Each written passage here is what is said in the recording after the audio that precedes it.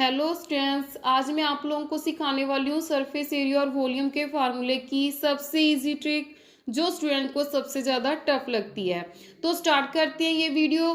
तो आप सिर्फ ये एल और बी को याद रखिए। जो सबसे पहले एल और बी का ही एक फार्मूला बन गया हमारे पास, लेंथ इंटू ब्रेड्थ।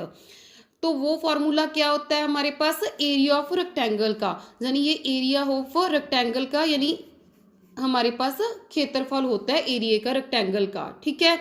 तो दूसरा फार्मूला भी हमारा क्या है, रेक्टेंगल से रिलेटेड ही है। वो आपके पास क्या है, पेरीमीटर का।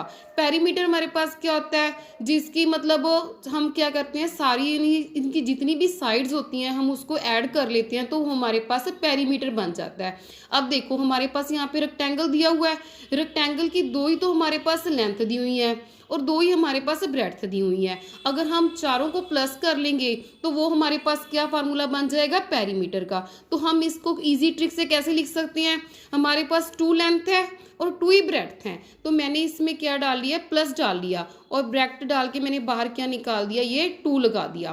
तो मेरे पास आ गया 2 इंटू लेंथ प्लस ब्रेड्थ का फार्मूला। ये हमारे पास आया कहाँ से, एल बी की वजह से। एल बी से ही हमारे सारे फार्मूला बनेंगे। अब देखो इसकी 3D ट्रिक ऐसे होती है। अब आइए बढ़ते हैं 3D फिगर की तरफ। अब रेक्टेंगल के कौन से 3D फिगर बनते हैं, रेक्टेंगल से बनता है क्यूबाइड। रेक्टेंगल से क्या बनता है, क्यूबाइड। यहाँ से क्यूबाइड के 3 फॉर्मूला बनते हैं। कौन से होते हैं, curved surface area, total surface area और वॉल्यूम। सबसे पहले बात करते हैं हम कर्व्ड सरफेस एरिया। वो कौन सा होता है, सपोज करो ये है हमारे पास एक सूटकेस लिया हुआ है। ठीक है, सूटकेस की ये हमारे पास लेंथ है, ये हमारे पास ब्रेड्थ है और ये हमारे पास हाइट है। कर्व्ड सरफेस एरिया क्या होता है, जो सूटकेस होता है उसकी हम ये वाली चारों साइड्स क्या है लेते हैं, अभी इनका एरिया निकालते हैं, यानी इसका निकालते हैं। और जो ऊपर वाली और नीचे वाली होती है वो हम नहीं लेते। तो इसकी सूटकेस की कितनी साइड्स होगी, हमारे पास 4 साइड्स होगी। अगर 4 साइड्स होगी, अगर ये एल है तो उसकी साइड भी एल होगी, यानी 2L होगी। यहाँ पे बी है तो इधर भी बी होगी, यानी 2L और 2B होगी। और एच जो हमारी हाइट्स होती है चारों साइड्स की, तो हमारा इसका फार्मूला क्या बन गया, अगर हम इसके बीच प्लस लगा दें, बाहर 2 लगा दें तो ये बन गया। अब आप लोग सोचोगे ये तो पेरीमीटर का फार्मूला है, ये क्या कर दिया। तो मेरे पास यहाँ पे हाइट है तो मैंने इसके साथ बाहर यहाँ पे हाइट लगा दी, तो ये मेरे पास बन गया कर्व्ड सरफेस एरिया का फॉर्मूला। इसी तरह अब ये टीएस यानी टोटल सरफेस एरिया। टोटल क्या होता है, अब हमारे पास ये सूटकेस है, इसकी हमने 4 साइड्स तो ली थी कर्व सरफेस एरिया के लिए।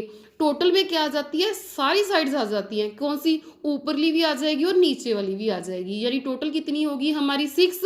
अब इसमें देखिए ये हमारे पास रेक्टेंगल बन गया एक। ठीक है, इसमें ये क्या आती है, ये लेंथ आ गई और ये हाइट आ गई। अगर ये हमारे पास एल है, यहाँ पे हमारे पास एच है, तो उधर ही साइड भी हमारे पास एल एच हो गया। तो यहाँ पे एल एच हमारे पास कितने आ गए, 2 आ गए। इसी तरह इस साइड में हमारे पास ये वाली रेक्टेंगल ले लेते हैं, इसमें बी और एच है, इधर बी एच है तो उधरली साइड भी बी एच हो गए, तो 2 हमारे पास बी एच हो गए। अब बात करते हैं एल और बी। यहाँ पे हमारे पास एल है और यहाँ पे हमारे पास बी है। सपोज करो अगर ऊपर वाले में एल बी है तो नीचे वाले में भी एल बी हो गए, तो हमारे पास ये 2 हो गए। तो इसका फार्मूला क्या बन गया, L plus B H plus L H के आगे हम लगा देंगे 2, तो ये हमारा बन गया टोटल सरफेस एरिया का फॉर्मूला। इसी तरह अब वॉल्यूम, इसमें भी वॉल्यूम में भी हमने एल बी लिया है।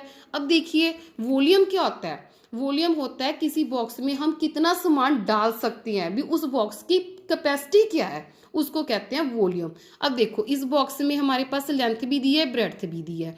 अगर हाइट हम देखेंगे भी हम इसमें कितना सामान फिल कर सकते हैं, भर सकते हैं, तो हम क्या करेंगे, एच के साथ उसको मल्टीप्लाई कर देंगे, ये हमारे पास बन जाएगा वॉल्यूम ऑफ क्यूबाइड का फार्मूला। यानी हम अगर इसमें कितनी कैपेसिटी है ये हमारी निकल जाएगी। इसी तरह एल बी से ही हमारे एरियाज के फार्मूले बनते हैं। देखो अब आप लोग सोचोगे कि जो एरिया होता है स्क्वायर का होता है उसमें तो ए है, सारी साइड्स हैं, और मैडम ने डाला हुआ है एल बी, तो इसका क्या मतलब है, ये कैसे निकलेगा।